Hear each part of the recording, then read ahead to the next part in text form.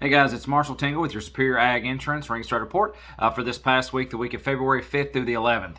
So we had a busy week as far as stockyards are concerned. You know, we finally got a break in this weather, and I'm telling you what, cattle sure enough came to town, and they came by the droves, and this market remains strong. Now, how long it's going to last, I can't answer, but right now it is pretty daggone good. That's going to be on your lightweights and on your heavyweights too. Your yearlings, not seeing too much movement in them, but as far as your lightweight cattle, these green grass cattle, astronomical. Your 6-weight cattle, they're trading pretty good.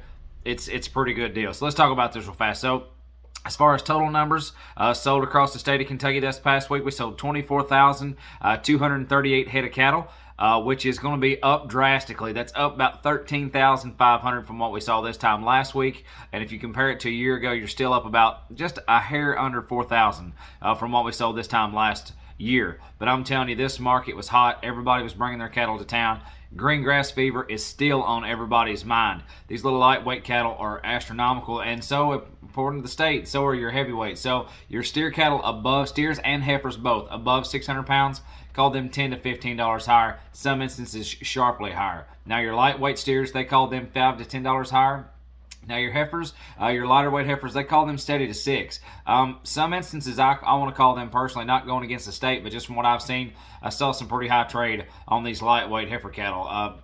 Just in certain situations and certain type of cattle, if they're the right type cattle there. But like I said, still seeing some pretty good movement across the board on these. But let's talk about these real fast. So normally I don't talk about 3 weights. 3-weight cattle broke $3. It's been a while since we've seen them, but we did see a 3-weight steer this past week do break that $3 mark. Now let's talk about your 4-weight cattle. 4-weight cattle, $1.76 to $2.65. That's almost right there in itself. That's a 90-cent spread.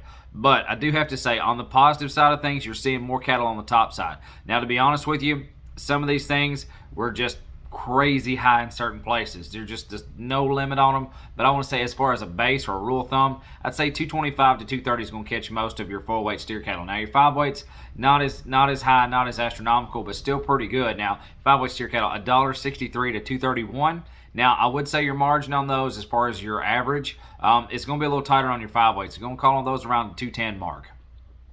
So that's just what's kind of going on. But I'm telling you, this past week, these little 4-weight steer cattle, if they were good, preconditioned, hard, ready to go, boom, there was no stopping those. But let's talk about your yearlings real fast. So your yearling cattle, not too many 8-weights. There were, but I want to talk about 3 big sets here that are pretty good. These are going to be your highs as far as your 8-weights are concerned. So start off here with your low 8s. Here's 64 head of these. These are blacks and Charolais cross steers, 806 pounds on the average, $1.7550. Now here's kind of an oddity for us. Here's your mid 8s, and these are Charolais and reds, and man, they were rocking right along. I didn't get a chance to see these in person. I really wish I should have. Here's 53 head of these. These are going to be reds and Charolais crosses, 839 pounds on the average, $1.7325. So only about $2.25 back for your reds versus your blacks, and that's a very tight margin. The quality must have been all the way through these cattle. Now here's the big heavy setup. Here's 58 head of these. These are all black steers as well. 892 on the average on them, 174.90. So not a bad trade. Now, here's kind of the difference that we're seeing. Your CME feeder cattle index is drastically higher than we are this week, by about $7 to $8, which, you know, we normally figure a 5-cent slide, but just giving you a heads up, it is a little bit different there. So let's talk about your CME feeder cattle index real fast. So your CME feeder cattle index started off the week Monday the 6th, 182.23. By the time Tuesday the 7th came around, 182.29. By the 8th, 182.53.